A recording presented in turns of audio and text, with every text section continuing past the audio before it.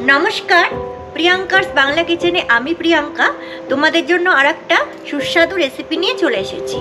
कि रेसिपि सेटा जानते होले आमार साथे सरासरि किन्तु किचेनेई जेते होबे। ताहले चलो बेशी कथा ना बोले सरासरि किचेनेई जाওয়া যাক।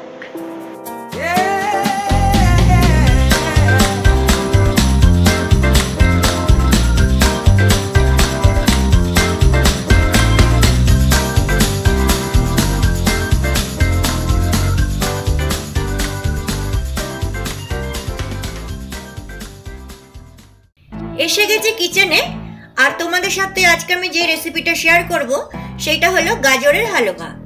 গাজরের হালুয়া খেতে আমার ভীষণ ভালো লাগে আর আমি জানি আমার মতো তোমাদের অনেকেরই গাজরের হালুয়া খেতে খুব ভালো লাগে। আজকে গাজরের হালুয়ার জন্য আমি 1.5 কিলো গাজর নিয়ে নিয়েছি আর সেটাকে গ্রেট করে রেখেছি। আর সাথে আছে 300 গ্রাম খোয়া ক্ষীর। তোমরা খোয়া ক্ষীর কম বেশিও করতে পারো। তাহলে চলো ঝটপট করে দেখে নেওয়া যাক এই গাজরের হালুয়া বানাতে আর কি কি উপকরণ লাগছে আর কিভাবে আমি তৈরি করব। কড়াইতে আমি 2 চামচ ঘি দিয়ে নিয়েছি। ঘিটাকে একটু গলিয়ে নেব। এইবারে এই গ্রেট করা গাজরটা আমি এর মধ্যে দিয়ে দেব।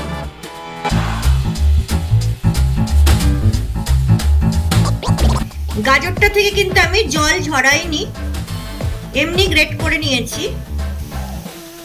এটাকে জাস্ট একটু ফ্রাই করে নেব ঘিয়ের সাথে।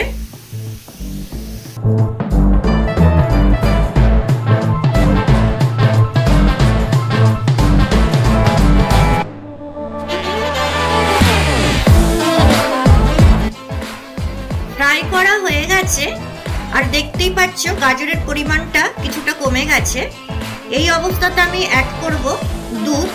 আমি নিয়েছি 500 গ্রাম দুধ, আধা লিটার। এটাকে এবারে অ্যাড করব। আধা লিটার দুধ আমি দিয়ে দেব গাজরটার মধ্যে। দিয়ে দেব সামান্য নুন।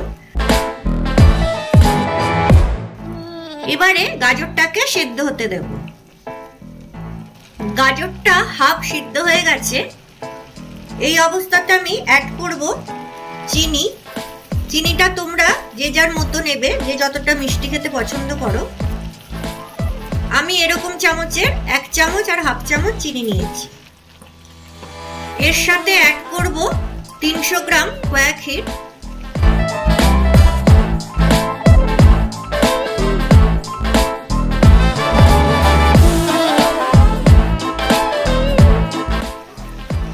ক্ষীরটা দেখো গাজরের সাথে মিশে গেছে। এই অবস্থাতে আমি অ্যাড করব এলাচ আর দিয়ে দেব কাজু বাদাম গুঁড়ো।